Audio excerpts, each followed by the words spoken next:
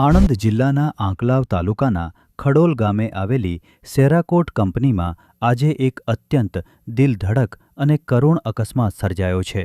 Company પરિસરમાં ભારે કામગીરી ચાલી રહી હતી અને રિએક્ટર ગોઠવવાનું કામ પ્રગતિમાં હતું. આ દરમિયાન અચાનક જ ક્રેનનું સંતુલન બગડતા તે પલટી મારી ગઈ હતી.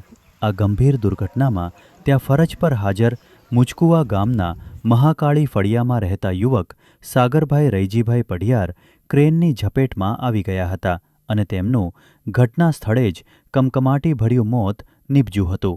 મૃતક સાગરભાઈ છેલ્લા કેટલાક સમયથી આ સેરાકોટ કંપનીમાં નોકરી કરતા હતા અને તેમના જ કમાણીથી પરિવારનું ગુજરાન ચાલતું હતું. યુવાન પુત્રના અકાળે અવસાનથી પરિવાર પર આભ તૂટી પડ્યું છે અને મુચકુવા ગામમાં ભારે શોકનો માહોલ છવાઈ ગયો છે. આ અકસ્માત કઈ ટેકનિકલ ખામી કે કારણોસર સર્જાયો તે જાણવા માટે કંપની સ્તરે તપાસ શરૂ કરવામાં આવી છે.